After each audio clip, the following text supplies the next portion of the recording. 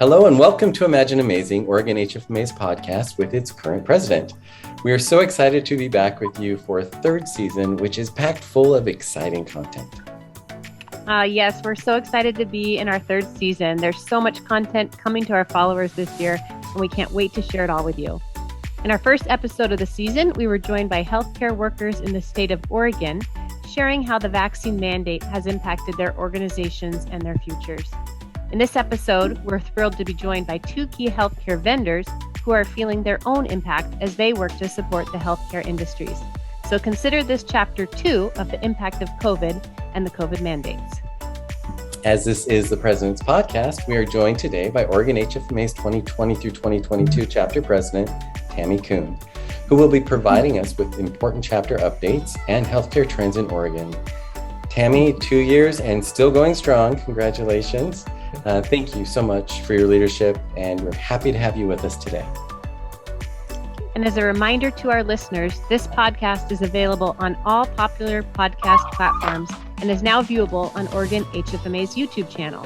To watch the podcast, pop some popcorn, go to YouTube, type in Oregon HFMA Imagine Amazing, click on the desired episode, and sit back and enjoy.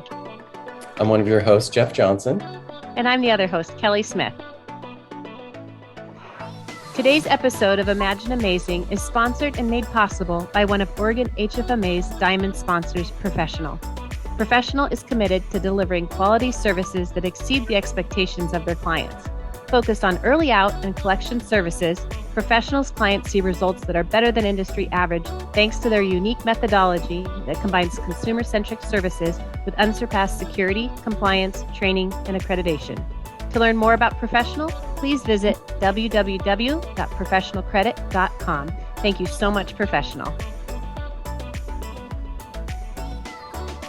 Kelly and Tammie, I'm so excited to introduce a new segment to our podcast today. We're going to call it Cut the Crap, where we talk about some items that probably shouldn't exist in the world, but they do. One of these came to me actually as I was leaving our last HFMA conference. I decided to go through the Starbucks, which was sitting nearby, just to grab something for the road trip. If anyone's ever driven through a drive-through at Starbucks, you can probably tell me about your experience. What do you do first? Do you guys remember? You drive up to a little kiosk, right? And you order. So ordering is first. You then drive around to make a payment at a window, and then you get your product. So as I go to do this, I, of course, place my order. I drive around. As I get to the window, there's a sign in the window, which I did not expect to see at all. And for those of you who are listening to our podcast, and I'll try to share it with you guys here, if you can see that, it says, we're happy to provide Braille and large print menus for anybody. And while that is an awesome and amazing message, and we definitely, I think it's very inclusive, I start to laugh because, one, I had to order where? I had to order back there, and the offering of a menu is now being offered at a payment window. So I think that's funny. Additionally, can I drive through a drive-through if I cannot see? Probably not. And even if I could make it through there, how am I going to see this sign, which is in a window in a drive-through, right? So in my process of actually laughing about this whole thing, the lady goes, "What are you laughing at?" And I said, "Your sign. Do you have another sign at the front door anywhere else?" And she goes, "No, this is our sign. We're trying to be inclusive," which, okay, great. And I totally agree. I have friends that cannot see. I think that is a wonderful offering and it should be everywhere. But as you think about wanting to be inclusive, we can't just assume that we understand what being inclusive means. I think that's a big takeaway that I took. We need to walk through individuals' shoes who are needing to be included to really understand the best way to approach them. Because I promise you, that little thing in the window is no way that this is going to be positive. And then, of course, my wife, she's like, "Well, you're being a little bit too judgmental, Jeff, because maybe someone's riding in the car with them that needs it," right? And I said, well, if someone's riding with me in the car and they can't see, I'm just going to read the menu to them, right? At the end of the day. But I just found it very interesting. It's a segment that I think we can cut the crap. Like let's think through things as we go to be inclusive and not just do it because we're trying to be inclusive. I think that was the message that I took away. And open for feedback from our people here today. Like, feel free to disagree with me. I think that would be a lot of fun on this podcast. But Jeff, great story. I think you're love right. it. Yeah, I'm gonna look for one of those signs. Yep. yeah, do look for the sign. Yeah, it's not in the store where you walk through the door, where you could get it or anything. So it was just very interesting. And I think we can take from this lesson from Starbucks, right? Just a message about our own organizations and how we go to include people and what we're doing. So they checked the box. They checked the box, but did they really check the box? I love that. Great comment. And Teresa, did you go to say something? Because it didn't hear you. Oh, no, I just said that you're absolutely right. Everyone talks about inclusion and being, considerate of where other people are coming from and trying to solve the problems. And it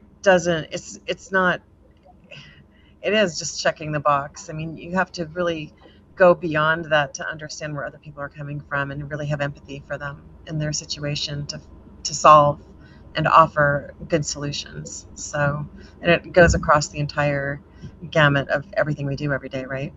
Yeah, totally agree. Not. Well, thank you guys for letting me share that story with you. If any of our listeners have stories that they want to share that we can put online on our segment called Cut the Crap, we'd be happy to entertain those, right? Tammie and Kelly? We would. All right. With that, Tammie Coon, just thank you again for being with us in this episode of Imagine Amazing. I know that you work so hard with all of the remarkable Oregon HFMA volunteers to bring the best information and education to all of Oregon HFMA members. So thank you for being with us again today. No, thank you. It's always, I'm always glad to join you and Kelly. There's so much happening daily in healthcare, and I'm grateful to have this platform to be able to discuss and share important topics and information. That's great, Tammie. We love interacting with you. We're so grateful for all that you do for the chapter. And speaking of what you do and what Jeff alluded to, we just had our first in-person conference a couple weeks ago after quite some time, and really hoping that you're going to take a few minutes to give our listeners an update on how things went, what topics were covered, and how they will catch some of the education events that occurred during that meeting. I would love to share, Kelly. So first, being back in person was great. It was exciting to see all of our members and so much fun. I can't think of any member that did not say that they were having fun. For this conference, we chose to do a hybrid event, meaning in person or virtual. But one of the key things that we're always thinking of is keeping our members safe as the format and are foremost in all of our minds. And the chapter decided that to attend in person, we wanted our members to attest that they had received their COVID shots. So basically, if you were vaccinated, you could attend in person. If you were not vaccinated, we suggested that you go online and attend virtually. And basically, we wanted to be able to share our education with everybody. And so I think it was a great event, well turned out. We had equal half in person and really half virtually. So it was a lot of fun. And I think one of the biggest takeaways for Oregon is joining in person is so much fun. And it's a really big advantage because of the networking that we do. And let's just say that Oregon is not shy on their networking fun. In fact, Oregon HFMA decided that we would take on TikTok at this last conference. Nice. So you're going to have to stay tuned and see that future video of us. It's going to be exciting and, just share some of the fun things that we do. But as far as education, one of the favorite sessions, and it's actually one of our newest sessions, is the CFO radio talk show. And it has been a hit really since we've had it, and a favorite from all of our members. So if you have not had a chance to listen to this session, you're missing out. So please catch that CFO radio talk show. We had sessions on lean and just some really funny speakers, and it was great education. And across the board, all of our members really enjoyed the education and the fun that we had. That's awesome. Tammie, so will there be future in-person events planned? There will be. We are planning to be back in person, but we will do hybrid throughout the rest of the year. So we have our February conference coming up, and then we also have our big annual event, Salishan, coming up. Both are going to be a hybrid model.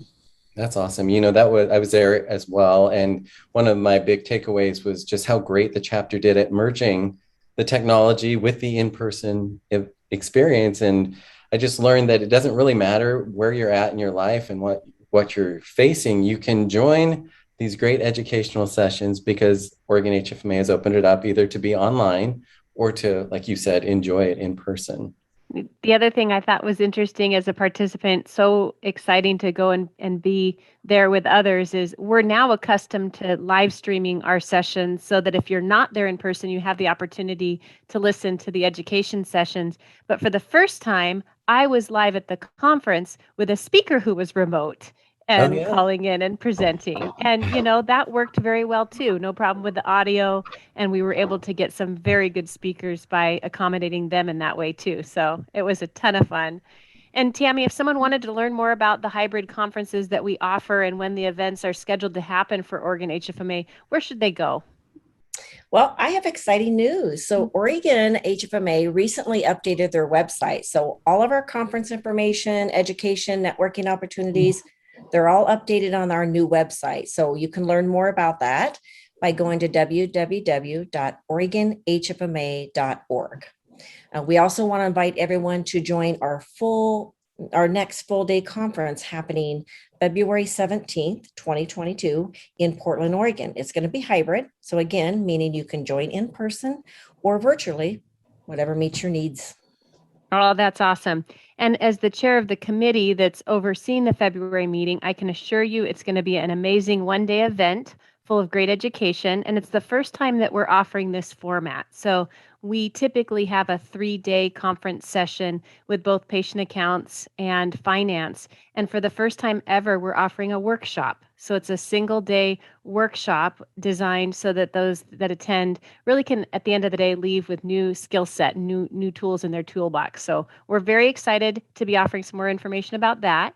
If you're interested or would like to register and join us for that fun day, then you can visit the www.oregonhfma.org/chapter events.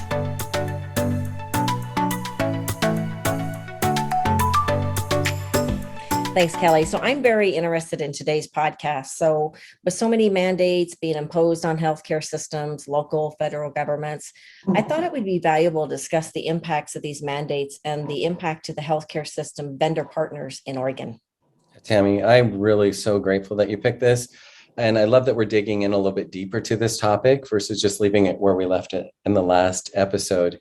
I think there's a lot more for us to discuss and a lot more for us to learn. And so with that, will you please introduce your amazing guests that you brought to the podcast today? Joining us today, we have Angie Cox, who is the Chief Operating Officer for Xtend. Angie has 25 years of experience supporting the financial needs of hospitals and physician practices. We also have Jason Coppin, who is the Chief Operating Officer for HRG. And Jason has 25 years of experience as an executive in healthcare and financial services, also been instrumental in continuing evolving HRG's operations. We also have today from Xtend, Teresa Matthews. Teresa, do you want to go ahead and give us a little bit more about your background? Sure. So my name is Teresa Matthew Jenkins, and I'm VP of Sales for Xtend Healthcare for the Western U.S. I'm basically the western half of the United States, and thrilled to be here. Thank you.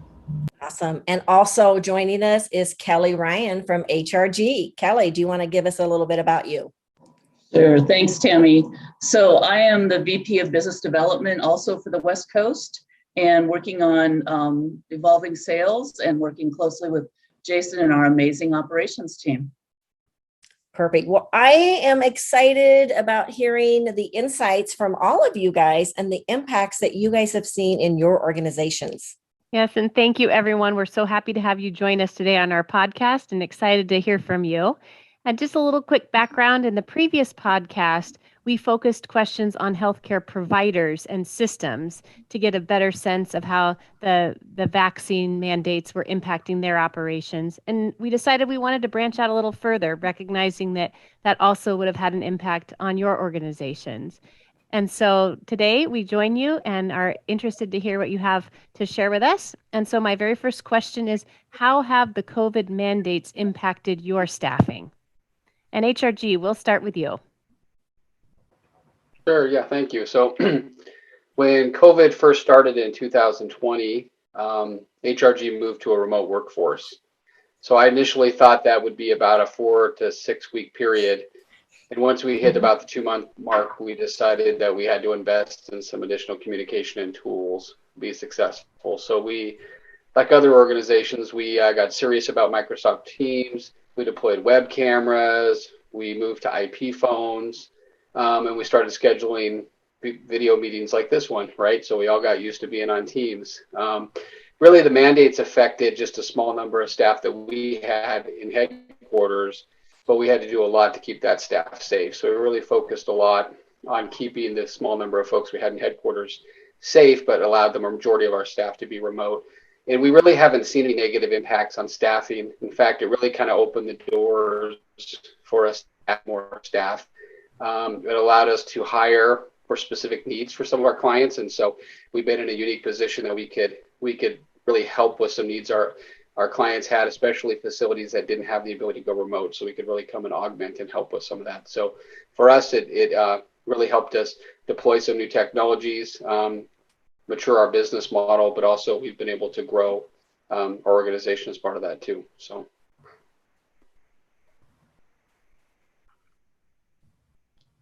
Excellent. How about Xtend? Well, we have not been negatively impacted by the COVID mandates either. In fact, it opened up a new world for us to be able to hire talent from across the country, which was really exciting. We quickly moved our teams home at the start of the pandemic, which incidentally was also when I started with Xtend. And but we were lucky in that we didn't have any layoffs or furloughs for our team. We were able to maintain the strength of our team, take care of our employees. And most of that was due in part to us making a new strategy. We were in a tough spot where we knew we were going to have less assignments and less placements. And so we developed a new business line where we work with state and local governments to help them with their vaccine strategy. So we set up some call centers so we could help them do vaccine scheduling, do customer service, as well as doing contact tracing. So we kind of morphed into a new business, which helped us to keep our staff intact. So it impacted us in a positive way. Not that anybody wants a pandemic, but it did. We did morph a little bit. I love that. I love that there was a quick adoption of technology and that it pushed you to do new things. I think a lot of organizations have experienced that. When we were speaking with the healthcare systems last time, one of the mandates that has come out is obviously requiring a vaccination for their employees. So I guess going back to both of you again, where is HRG as far as a mandate for their employees to be vaccinated? Xtend, same question to you. Yeah, from HRG's perspective, we continue to educate our staff on the benefits of the vaccine. We're strongly encouraging the vaccine. We provided a COVID resource webpage for our staff. We have web meetings available to help navigate new information. We've been sending that out pretty periodically. We offered free telehealth solutions for staff as part of that too. But due to the majority of our staff working remote, we haven't had the need to make a vaccine mandate a requirement for employment at this time. We're still waiting on guidance, from OSHA on that. In the event that does provide further clarification, we're going to figure out what we have to do to allow staff to test weekly that don't want to get vaccinated. So that's really our approach and how we're handling that right now. Thanks. Angie? The same with Xtend. Our parent company is Navient, and they have some federal contracts. So we are, as a company, reviewing all of the information and details and are on what might be the COVID-19 action plan coming from the Biden administration. And so we're trying to plan for that. And we do not have vaccines as a condition of employment right now, but we will pivot when we need to. If that instruction comes along, we will do that. We do have some clients, customers out there who do require proof of vaccination for us to be on site. So we fully comply with everything that they ask for. We follow their policies and procedures, but it's not required for my work from home staff that are doing remote insurance work. No, that's great. Well, That was, as needed. yeah, that was going to be my follow-up question actually to both of you. Like, are there certain positions that you do have a mandate based on their interaction with healthcare providers? But you answered that, so thank you so much.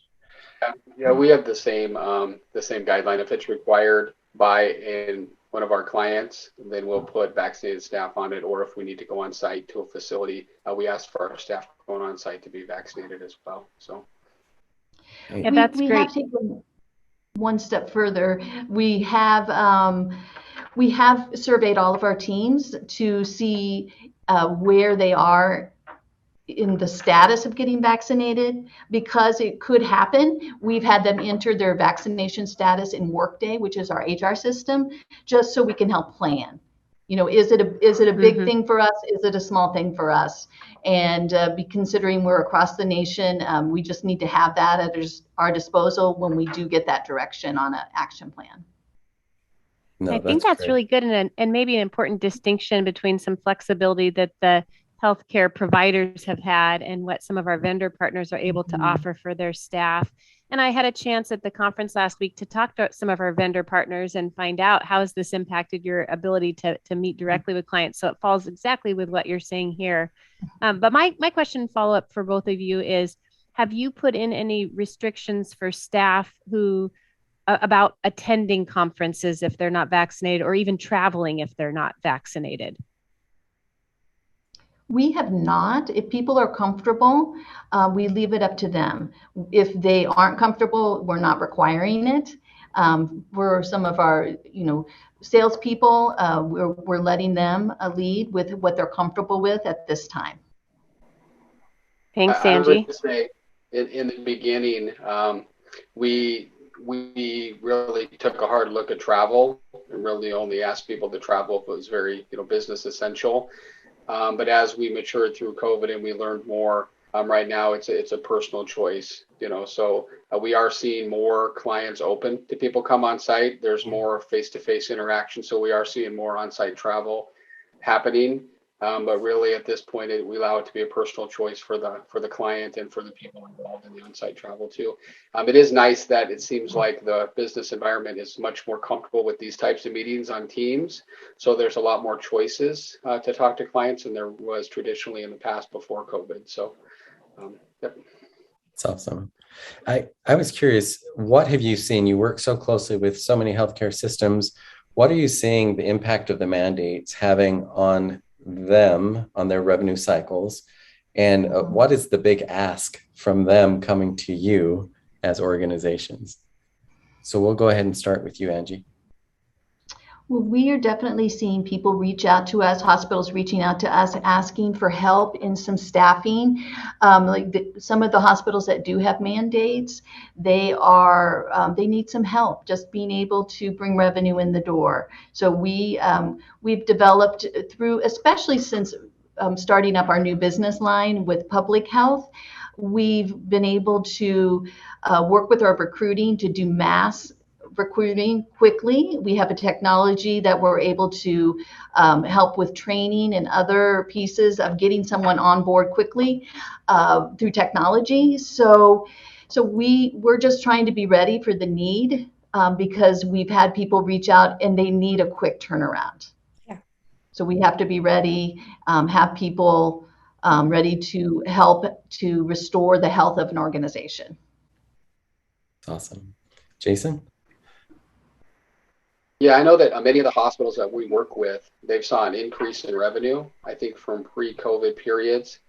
However, their Mhm. staffing levels have decreased, right, as the labor market has tightened. And so they have more claims coming in the door and less people to be able to work them. In addition, I think the demand on clinical staff is is at an all-time high, right? And so not only is that just causing stress overall in the healthcare, but it's also, I think, causing some slowness, I think in just claim processing and some of that stuff too. So we've had clients reach out, and so we help to strategize with them right now. And so one of the strategies is looking at patient access and how can you keep people focused on patient access, and what are parts of that operation we could take on remotely, like authorizations, to really give some relief there. There's also some facilities that are trying to take back office staff and put them in non-clinical roles to help the clinical staff out, so they can spend more time in patient care. And so we're spending some time strategizing what pieces of that can we take that and for how long to backfill so they can redeploy some staff internally. And it doesn't seem like this is an issue that's going to resolve itself anytime sooner. I think the demand on clinical staff is just going to continue. So I think hospitals are just going to have to get more creative on how they address those. And so it's nice that there's options out there for HRG and Xtend to be able to, partner with them and figure out what makes sense. It's so important to have you guys in the game. And of course, where you're standing right now, it's kind of beneficial. Those who don't want to get the vaccine, you're accommodating in some way. Mhm. But if they have to, they're not. You had mentioned before having put together you're just kind of capturing anyone who's already received the vaccine so that if it Mhm. becomes a mandate, you know how to track that in the future. Curious if any of you have actually surveyed your employees in case that mandate becomes a reality for your organizations. Will it have the same kind of impact that we're seeing on healthcare right now, where people are just leaving their jobs? Or do you think you'll be staying pretty strong? It's just, I know you don't know yet, but we're just asking that question. So we'll start with you, Definitely. Jason, if that's okay, because start with I Angie last think in time. the current proposal that's out there, there's an option, right? So you don't have to have staff that are fully vaccinated, right? If you have staff that choose not to be vaccinated, you have to allow for weekly testing. And so we are working through a process to allow that, so that that people that choose not to get vaccinated, they still have that choice to do that. We do have a survey. The first thing we did was take a look at everybody that was in the building working in our headquarters location, who was vaccinated, who wasn't vaccinated, and tried to place people in ways that would keep them the safest. Right, we try to put every safeguard we can in place to keep people safe that are on site. We try to limit new people to the building, and so really, it's going to be interesting to see when that full mandate comes out. How does that address remote workers? Right, I have a feeling Mhm. that it may say that remote workers don't have a vaccination mandate. I haven't seen that in writing, but I expect it may be there, and so that may give some relief or push some other organizations that haven't embraced the remote workforce yet, maybe to consider some of that, because it may give them some relief. Yes, I would definitely agree. It might impact our staff, and people have actually been a little bit afraid of having the requirement, depending on the state. And we don't know what's going to happen. We're trying to reassure them, but definitely, if they're an on-site employee and our customer requires it, we're trying to work with them. If they do not want to get the vaccine, we move them to a different role, but not always is that possible. So we really have to evaluate each situation. But we have about 95% of our staff home working remotely. Only people who are definitely can't do their function off-site, they are in the office, and we want to keep it as a safe environment. So we're not allowing any sort of hybrid work to happen at this time. If you work from home, you work from home. And if you're on site, you're the 5% that are on site, we're doing our best to keep everyone safe. Very good. Jason, you had mentioned that you do have an option, right? Not being a healthcare provider, there wasn't a specific mandate for other organizations to have to get the vaccine. If that does get extended, though, I said the word extend. That's kind of funny. You guys, that's your name. Didn't mean it that way, but I've heard of some consideration out there that if you do work with healthcare or education that also has the mandate, that you might be required as a vendor partner to follow their same guidelines. So thank you for answering that. And that's why we had originally asked that question.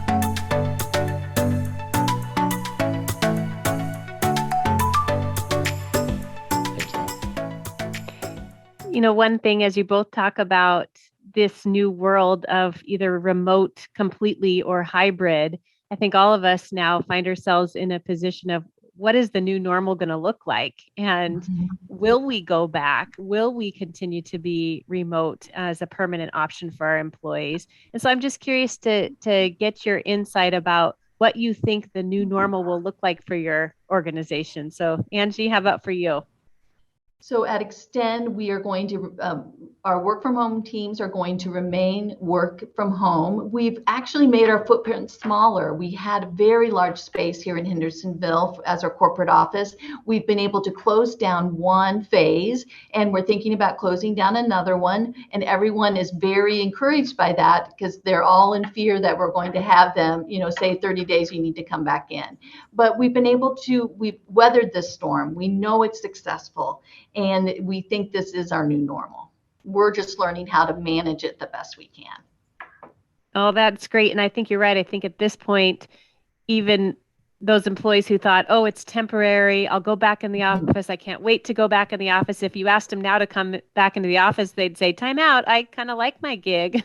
What do you mean I have to go back? So nice that you're being flexible there. And Jason, how about for you? Yeah, I think the way we used to do business is gone. Right. So I think that because we had a remote workforce option, a lot of organizations had that for so long.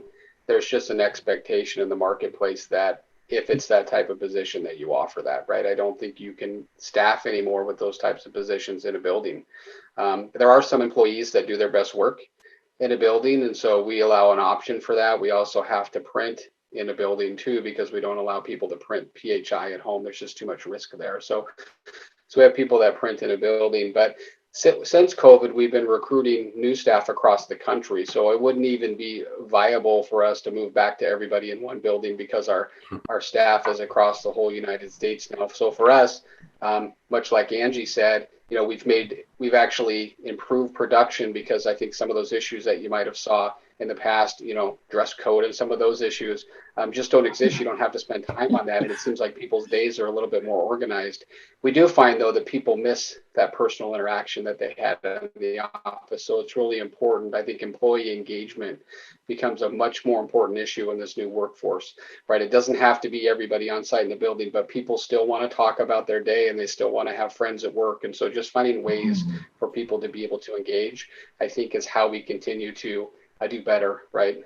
Just as a country with this new remote work model. But I think it's here to stay, and it's just going to continue to increase over time. So, Kelly was asking about your new model, and you both mentioned that you were monitoring, making sure that they're doing a great job. But what tools are you using? What have you bought? Please share with everybody if you have a really cool tool to make sure that people are truly being productive. I think that's one of the biggest things that I hear all the time from managers and executive in organizations is, yeah, you're at home and you're really watching TV, answering the phone every once in a while. How do we know that you're really doing your job? So we will start with you, Angie. We are using the same electronic tool that we used before the pandemic. So it is just part of our PRISM system. And we rank stack everyone against each other, and we can show and prove throughout the months and even previously that they are doing better and better. They know that is the requirement. That's cool. Do you have any video monitoring? I mean, is that what it is? Or I mean, can you jump in and see what they're doing in their homes, or how does it work? No, we have not gone to that level yet, and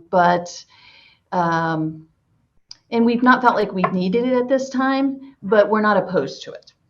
we have Teams as well, so we can look at each other's faces and hear voices. And I do think that makes a difference because many people have said that they've been lonely being in the work environment. It was great at first, but they were so appreciative, but now they're kind of over it and they really want to know how their coworkers are doing. So we're encouraging a lot of, take your coffee break together, call your friend on Teams and just don't talk about work. Just take a coffee break like you would before. Smart. Jason, same question for you. Yeah, so the first thing we did was we centralized on Microsoft Teams. We had some different communication tools, but we felt like it was important for everybody to be on the same one in the remote world. We gave all of our staff web cameras, and so now the team meetings are all done on web camera. We require it. All our management meetings are on web camera. And we also now have quite a bit of our client meetings on web camera, which in the past was something that was tough to get done, right? But now you really want that. From a productivity standpoint, we have a tool too that we had been tracking productivity called Helix. We developed it ourselves, but we've had to enhance it. One of the things we added to it was the ability for staff to see real-time metrics, like how they're doing, what their KPIs are, anytime they want to see it. And so that was really important to get that real-time feedback themselves. And then we also allowed for leadership to be able to monitor it a lot better. You can't stand up at your desk and look to see who's maybe not paying attention. And so really just better visibility of the monitoring of that was done in that tool as well. And so that's been really effective. And I think that's one of the things that allows leadership to be comfortable with remote workforces. I think we all kind of had this stigma that you're just going to have a bunch of people sitting around in their pajamas not working. But really, I think people appreciate it and they do. What I've seen is they give it 100% or more every day. In fact, the problem I have, especially with our leadership, is get them to stop working. It's almost like because they're home, they work too much now. So too many times you got to say, just log off for the night and spend time with your family. You know what I mean? So I think we might be running into an issue where we're getting too much work out of people, and that home life balance maybe is getting challenged because they're working from home. So that's something we might need to take a look at in the future too as that happens. That's fun. I think everyone at HRG who's listening just went, yoo, Jason's complaining we're working too hard. I've heard two others say, no, I don't work from home. I sleep at work.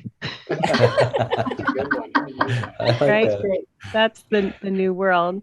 Well, I just have one last question for both of you. And I really appreciate that both of you acknowledged how important it is to still create a sense of camaraderie and team morale and how much difficult that is when we're working from home. And I've loved to see what some organizations have done to try and help manage morale or fun ways that they've engaged staff in team environments, even though we are all virtual. And so, Angie, do you have any examples of things that your teams have done to try and help instill that same sense?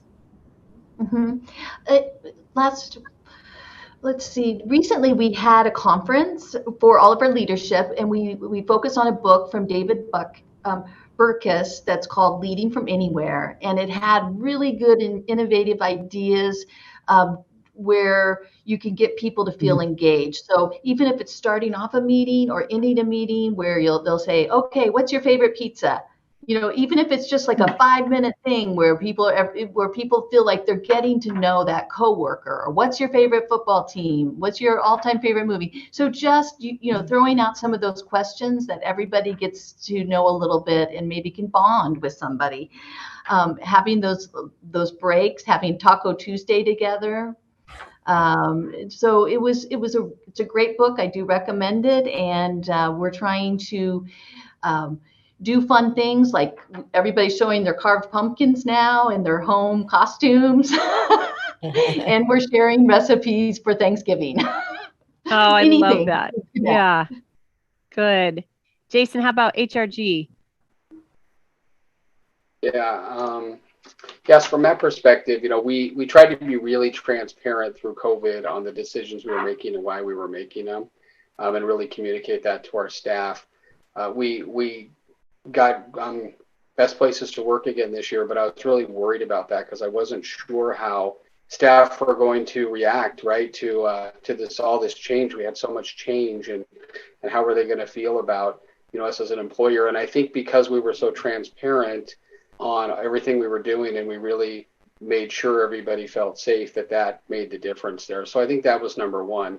Your morale is going to be high if they feel like as an employer you cared about them and you helped them through this and you listened to them and you gave them tools that would make it successful. So I think that's number one. Number two is employee engagement is huge. And so we have 4 committees that we've always had, but we had to change them up a little bit. For that employee engagement, the first one's called the CARE Committee. It's community, activity, recreation, and employee ownership, because we're an employee-owned company.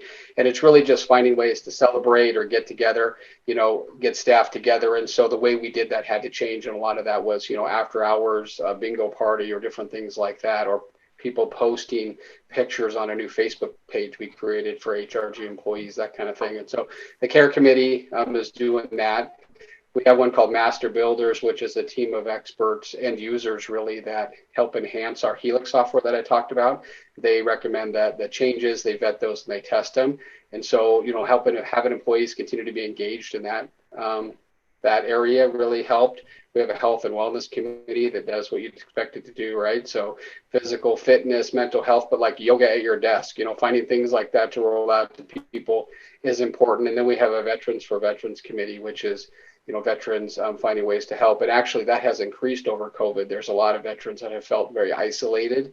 And so the committee's really taken that on as a mission to help reach out to veterans and really help them. And so I think if you can find ways for employees to be engaged and things that are important to them in the organization, that's really going to help with morale too. And then the last thing we did, and I don't know if you recommend it, but we send little presents to staff sometimes. But the hardest part about that is the postage costs, right? I wish postage costs would go down. They don't seem to go down, but we package up little boxes of stuff and periodically just send those to employees. Send them some of our marketing stuff or different things. I think if they have things that represent your company, like they have an HRG pin and they have this, it makes them feel part of who they work for and remember, because they just don't have that signage when they're at home like they did when they walked in the building. So we try to just give them some of that around their workspace too, to help them continue to feel connected. So that's just things we're doing around that. So Those are awesome. That sounds like a lot of fun. So much creativity has gone into really engaging your staff. So kudos to both organizations, and thanks for sharing with everybody who's listening. I actually have 2 final questions, and since we have 2 additional guests that haven't spoken yet, I thought we might ask them a question, which is pretty relevant to COVID and what's been going on. Kelly, we're going to start with you. So just to prep you a little bit here. But here's our question. Just how has your engaging as a representative of your organization changed with you reaching out to prospects and existing clients? What's changed due to COVID? And then what are some best practices that you've learned as you've gone through that change? So. Good question. Thank you. And I think all of us have seen it's been sort of transitional, the initial COVID that began. And what we found at the beginning of COVID is that most facilities and most organizations were knee deep in COVID, and they did not want to see anybody else outside of their organization. And so we did a lot with, from the sales perspective, we started doing monthly webinars and blogs and podcasts. We delivered meals to emergency departments and to our clients that kept their staff on site. We actually started delivering things like that. We sent out masks. We started rallying and bringing in masks and other or things that they could use, and getting as much as we could and shipping those out, because for particularly some areas, it was hard to get. And so we started doing that. And then as things transitioned through last year, we still continued the webcasts and the podcasts. Interestingly enough, and Teresa, you may have seen it too, but the West Coast was totally different from the East and the South. Nobody wanted to see us. They don't want you to come on site. They didn't want you to come talk to them. And so it was interesting. You ended up doing more telemarketing and conversations and email educational blasts and things like that. Whereas my counterparts on the East Coast, they were going to HFMA meetings and we just had a big group meeting and it was like, really? So I have to say the Oregon HFMA, the session last week was the first that I was available to the states I work. And so it was awesome to be able to get out and to finally see people and transition. But it has, on one hand, it's caused you to interact differently and come up with different strategies, but also understanding kind of where their pain points are. Again, states have varied. We have, particularly on the West Coast, states where vaccines are mandated. And so they are losing. I'll have clients call and say, my IT department just walked out because the vaccine was mandated by Monday. And so they would lose a whole department at once. And a lot of these are rural facilities, but it makes it more complicated for them. So coming up with creative solutions and trying to help, sales becomes a little different. You have to get a little more creative. But it's been fun to grow. I don't know if fun's the word, but it's been interesting to grow with them. Yeah. And be able to talk about, things that we might be able to do to assist and address some of their pain points. Thank you. That was awesome. Teresa. Okay, so what's different about sales today and how things have changed? I went from, traveling 5 days a week to being home full time, which was actually a huge blessing because I have twin 17-year-old daughters, and it's been just amazing to be here with them in the evenings. But in terms of how we work with our clients, we did a lot of the same things that Kelly mentioned. We shipped out masks. We had tons and tons, thousands of masks that I'm not sure why our corporate had all these masks, but we did and sent them out. And then we got our marketing department to also order masks as a giveaway, and also some other things to be supportive to our clients and even just to all healthcare organizations across the board.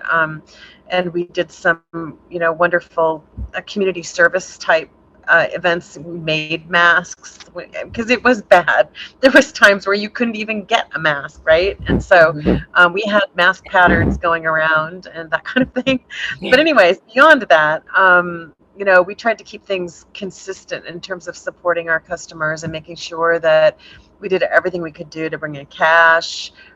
We tried to make sure that the ongoing meetings that we normally would have done face-to-face were just switched over to virtual, and we just continued the consistency and the continued connection to just be there for them as much as we possibly could, to make sure that if there's something they needed that we could support them with, that we did everything we could to get it to them and to deliver on what was needed. So it definitely has been something I could have never imagined in a million years. I remember talking to several CFOs saying, oh, hey, this will be over in a couple weeks, and, it'll be a distant memory for us. And that certainly was not the case.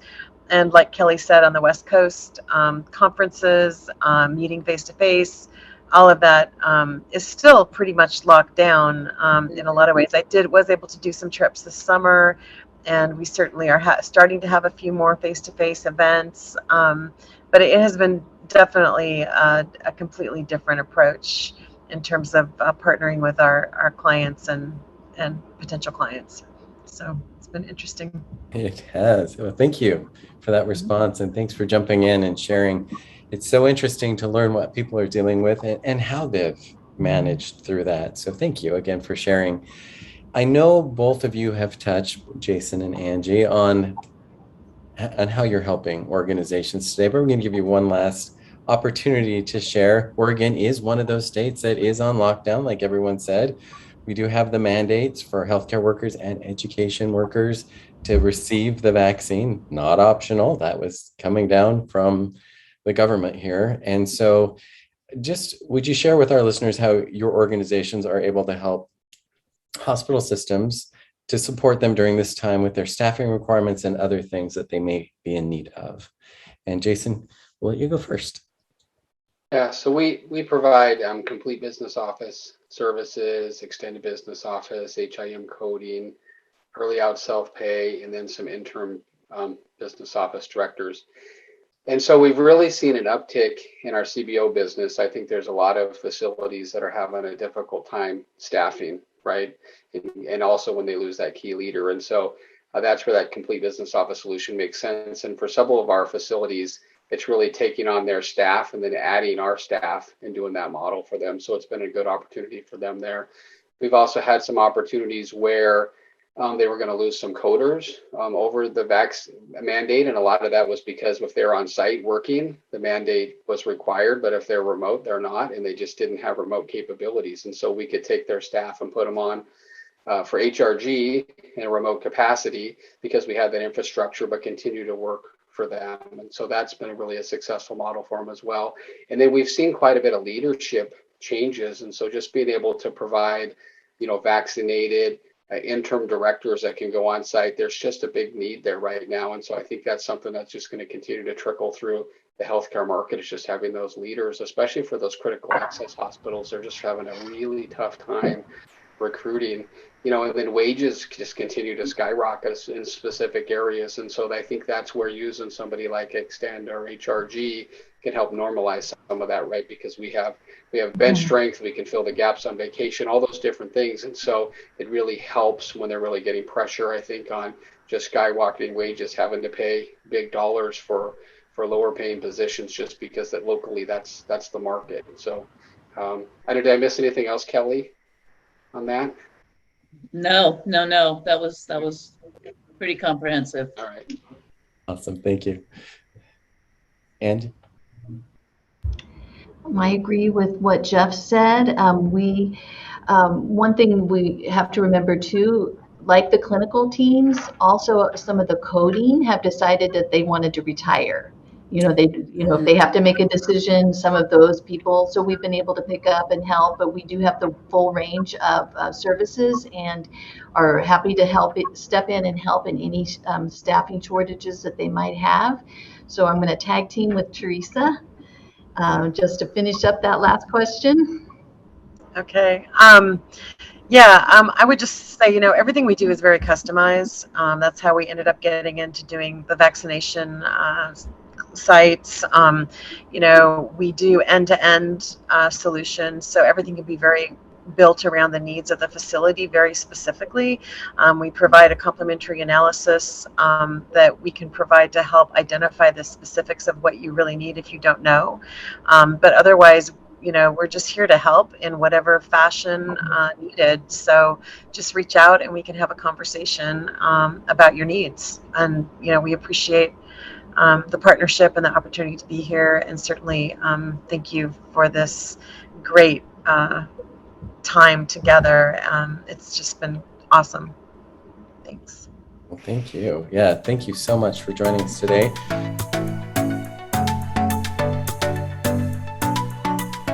So thank you guys for all being on the podcast today. It's fascinating to hear about what's trending and how providers can respond. So thank you for everything that you guys have done for our providers.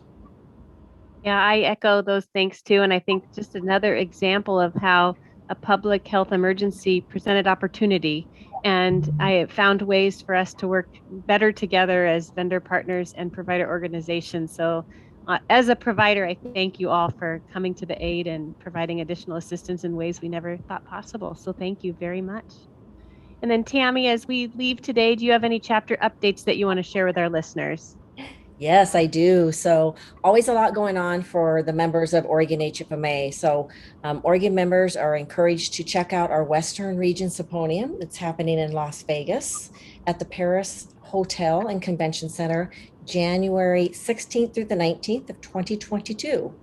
And what's great about this is it joins 13 Western states and is loaded with NASPA accreditation sessions and great networking. So it's a great way to kick off the new year. So we hope everybody can join us.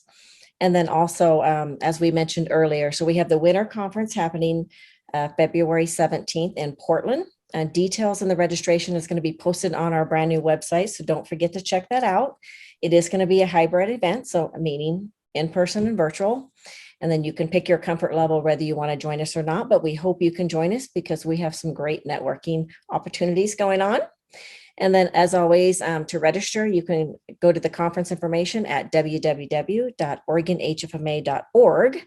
And then also, don't forget, we have the special attention of the chapter's annual conference happening at Salishan at the Oregon coast. So you don't want to miss that conference. And it is May 18th through the 20th. And it's definitely one that's going to be great. So don't miss that conference as well. Yes, thank you, Tammie. That's great information. And today's guest, thank you for joining us. It was just awesome to hear what you have to say and to learn what you guys are doing. I also, just so you know, Tammie, I'm already registered for the Western Region Symposium in Vegas. I hope to see everybody there. It's going to be a blast. I can't wait. Oh, Jeff, me too. I registered this week, so very excited about it. So hopefully everyone will take advantage of the information shared in today's podcast and join us for the upcoming conferences. And meanwhile, I'd like to once again thank everyone for joining us today on this podcast and extend the warmest wishes to all Oregon HFA members, and want to give a shout out to the amazing healthcare heroes who continue to work at making our lives healthier and happier. So thank you, everyone.